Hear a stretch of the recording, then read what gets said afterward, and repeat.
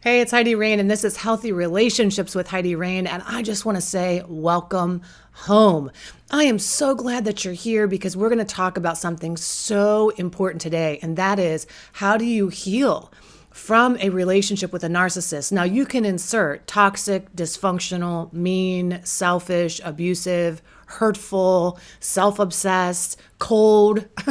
Person, addicted. You can insert any one of those adjectives and be in the same boat, because being in a relationship that's toxic or dysfunctional of any kind actually leaves a mark.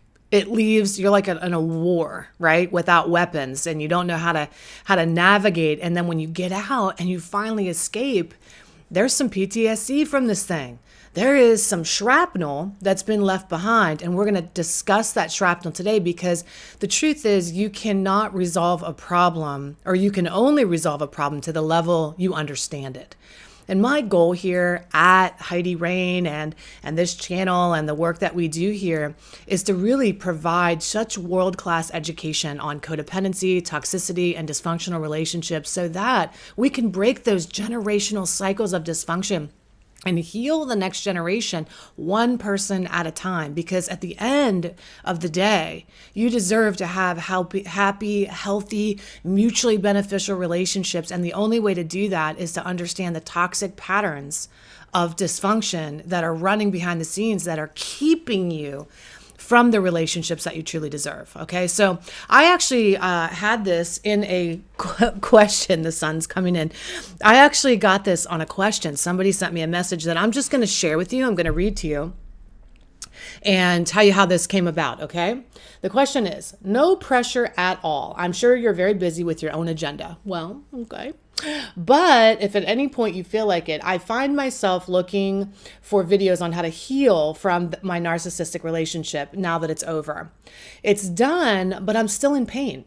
Logically, I know he's not good for me, and so do you, right? Logically, we know these people aren't good for us anymore, and I don't want that for my life, yet I continue to hurt. I'm looking for videos to help reduce the pain and be able to get my head on straight so that I can heal. You have such a gifted way of reducing the situation to its most simplest form, making it funny while empowering the viewer. You have the mind of a comedian and a wise healer. Well, thank you. Oh, isn't that nice?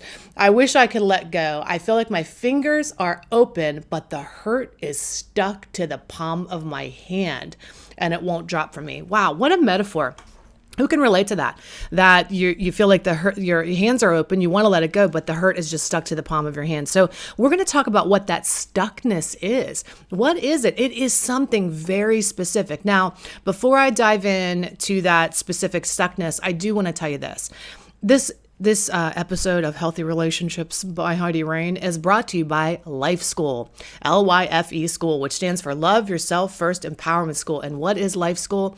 It is a step-by-step process to heal from toxic, dysfunctional, and codependent relationships. It's a coaching experience where I'm come alongside of you personally to help you navigate your way through this and heal step-by-step, one conversation at a time. Now, if you're interested in having that healing, go over to HeidiRain.com and request a complimentary consultation. Having said that, let's dive into it. Now, toxic relationships leave many marks. They hurt you in many, many ways, but the stuckness, I think, I'm going to talk about two things, even though there are so many more things that are really important here. Just two things today, because we've got to kind of chunk this thing down, and that's why our programs take 3 to 6 months to go through, because this does take time. But the first thing I want to tell you is when you're in pain and hurting, it's usually at the source of that pain and suffering is a story that we're telling ourselves. And there's 1 to 2 stories that we usually tell. One story involves the other main character, which is the person that was toxic or dysfunctional. And the reason that we are in pain, because honestly, if you put your hand on a hot stove and you take that hand away, you have relief, right? But the only reason somebody wouldn't have relief if they had a longing for the stove still. If they looked at it and thought, well, oven, you're just, you didn't mean to hurt me. You're just, I really enjoy the way my hand was on there. I mean, you start like fantasizing and projecting this image of something other than the truth onto the oven. You make the oven a lover. There's a whole episode of My Strange Addiction. Fascinating. people who are in love with objects. Okay, I digress. So, but basically what I'm saying is you've escaped this relationship with this toxic person, but you're still attached and in pain, not because you miss that person, not because you can look at that person and because if you did and you were in reality and the truth set you free, you'd be like, that person's an asshole. I'm so glad I got out of that. But you're not doing that. You're projecting an image onto that person of what could have been, should have been, and would have been. You're looking at that person instead of the truth and reality of who they are. You're attached to the role you put them in, and you're projecting and fantasizing about that role. If it's a husband, if it's a boyfriend, a girlfriend, a partner, a lover, you're saying, oh, I really miss, they could have been such a good boyfriend or girlfriend. And you're fantasizing about that role, and you don't miss the person. You miss what they represented in your life. So if you can just get clarity around that first, that the pain is self-inflicted at this point. The pain lives here. The pain lives here. The pain of a breakup lives in here. And so if you understand that you're creating the problem with the way you're thinking, then actually you can create a new way to think to get out of the pain. So we don't come to our feelings to try to like work through the pain and dive into the pain. In this case, we use logic, which is remembering the reality of who that person was. That sun is so bright. Remembering the reality of who that person was, seeing things so clearly that you stop getting sidetracked and attached to what could have been, should have been, or would have been. All right, that's the first thing. You're in delusion and attached to a story about this big giant romance that never was. The truth was it was good for 4 minutes and the rest of the time it was hell. Or it's so good, and when it's good, it's so good, and when it's bad, it's so bad. And all you're telling me is it's good and then it's terrible.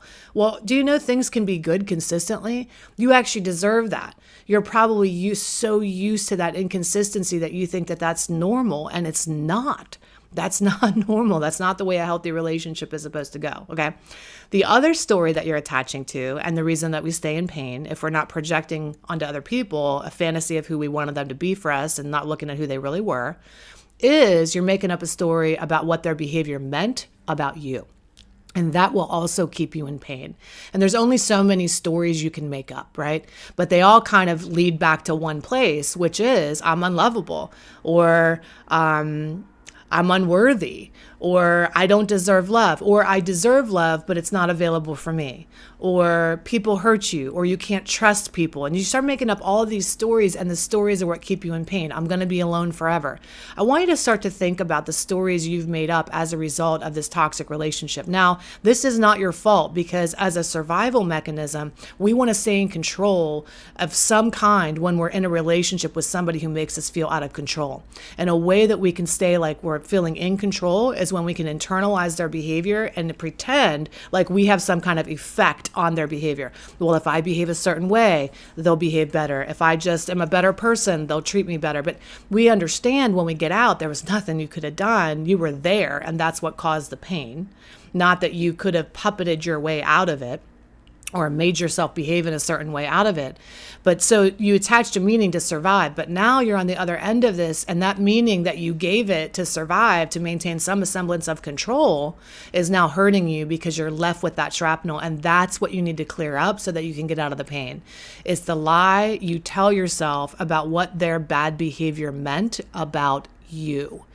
You made it mean that you're not lovable, you're not worth it, you're not important enough, you don't matter, whatever any number of things are, that all roads lead back to Rome, which is not enough. So you've got to learn to uncover the root lie that was created as a result of that toxic relationship, and then work to reform yourself with the truth of who you really are. And how do you do that? Well, I have a 7-step process that I've created because this is such a hard thing for people to do. It's like letting go is the hardest thing for people to do. I want to heal. I want to move on. I want to let go. How do I do that? Well, I have a process called the Rapid Detachment Method. It's a 7-step process that helps you actually see people clearly, detach from the position you've put them in, understand the shrapnel, the meaning you associated to their behavior, and learn to reprogram those thoughts with the truth of who you really are. And that will help you behave your way into a more authentically happy place and get you out of the pain that you're in. So if you want to participate in that, you can do it two ways. You can do it through one of my programs. You can come into Life School and we do that as part of the program, or you can book a private session and just have me walk you through that one-on-one, that experience, which I'm happy to do as well, or in a workshop. Okay. All right. So that's a quick video on how you start to heal the pain. You don't sit with the pain and no, you think, what am I thinking? What am I attaching to? What am I believing that's creating the pain? Because pain is a choice at this point. Pain is a decision. The hand is off the oven.